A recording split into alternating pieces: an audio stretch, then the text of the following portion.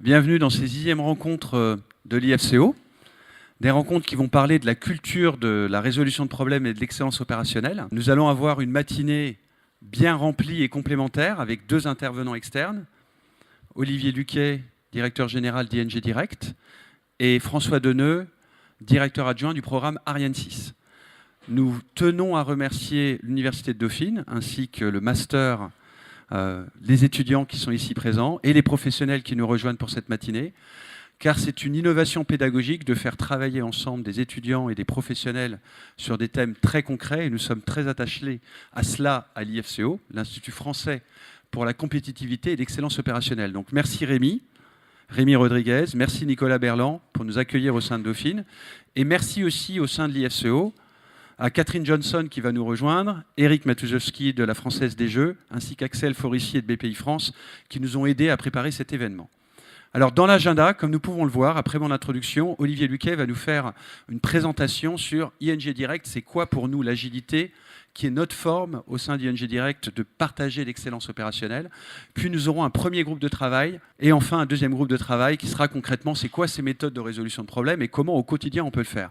Alors pour vous étudiants en master, en contrôle, audit et reporting, la posture d'audit est une posture qui est souvent une posture perçue comme du jugement, qu'on le veuille ou non. Et on verra que la culture de résolution de problèmes peut très bien se marier et être complémentaire avec cette posture pour justement faire émerger les problèmes et les faire résoudre avec fermeté et bienveillance et du coup atteindre une meilleure excellence. Pour cela, j'aimerais vous raconter une histoire courte, j'ai 5 minutes. L'histoire de Numi. Numi, dans les années 80 aux États-Unis, c'est une joint venture entre General Motors et Toyota. Donc deux cultures très différentes. C'est une usine du groupe General Motors qui est la plus mauvaise du groupe.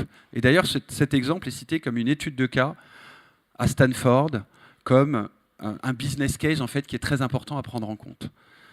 Donc les Américains disent, on va fermer cette usine. Et les Japonais proposent de reprendre l'usine, de reprendre le management de l'usine. Les Américains leur disent, si vous voulez reprendre le management de cette usine, vous devriez virer les chefs d'équipe, les responsables d'atelier, parce qu'ils dealent de la drogue, ils se tapent dessus, ils crient. Il ne faut pas les garder. Les Japonais disent, écoutez, faites-nous confiance, donnez-nous 15-18 mois pour reprendre le management de cette usine et on va voir ce que ça donne. Donc les Japonais reprennent le management de cette usine. Et les Américains suivent de près les résultats mensuels. Et dans les premiers mois, les résultats chutent. Les Américains se disent, mais pourquoi on a fait confiance aux Japonais? Ils viennent revoir les Japonais et disent, mais vous devriez arrêter. Et en fait, les Japonais disent, attendez encore quelques mois, il faut faire confiance. En plus, les Américains leur disent, mais vous avez viré personne. Et au bout de 6 mois, la courbe s'inverse et les résultats augmentent de manière exponentielle, beaucoup plus forte qu'ils étaient descendus. Ce qui fait qu'au bout de 15-18 mois, cette usine qui était la plus mauvaise du groupe devient la meilleure du groupe. Du coup, les Américains ne comprennent pas et les general managers de General Motors débarquent par bataillon pour aller voir qu'est-ce qui s'est passé dans cette usine. Ils s'attendent à voir de nouvelles machines, de nouveaux systèmes informatiques, de nouveaux outils. Et finalement, ils ne voient rien de ça. Donc ils posent la question, mais qu'est-ce qui s'est passé? Et ils remarquent, bizarrement, on ne le voit pas tellement sur le schéma, ils remarquent bizarrement qu'il y a au-dessus des lignes de production, dans une usine automobile, ce sont les voitures qui défilent devant les opérateurs, et les opérateurs ont 1 minute pour travailler sur leur zone de travail, puis il y a la nouvelle voiture qui arrive, et ils remarquent qu'il y a une corde dessus, et que certains opérateurs, des fois, tirent sur la corde. C'est ce qu'on voit brièvement sur le dessin.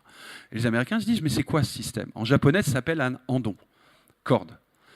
Et les Japonais leur expliquent que quand l'opérateur a un problème, il tire sur la corde. Et le temps de défilement de la voiture étant de 1 minute, son superviseur vient et il a 1 minute pour résoudre le problème. Si le superviseur n'y arrive pas, le responsable de l'atelier vient et il a aussi 1 minute pour résoudre le problème. Et si les 3 n'y arrivent pas, toute l'usine s'arrête. Toute l'usine, 1500 personnes, s'arrête. Les Japonais expliquent que pendant 6 mois, ils étaient sur le terrain à expliquer aux opérateurs que le plus important, ce n'était pas de produire, le plus important, c'était de remonter les problèmes, de tirer sur la corde, et que toute la ligne hiérarchique et managériale sache que la priorité, quitte à arrêter la production 1500 personnes, c'était de remonter et de résoudre les problèmes. Et le changement a pris 6 mois, culturellement, pour convaincre que le plus important, c'est de remonter et de résoudre les problèmes. Et au bout de ces 6 mois, la plupart des problèmes, des irritants que tout le monde vit, il y a toujours des problèmes.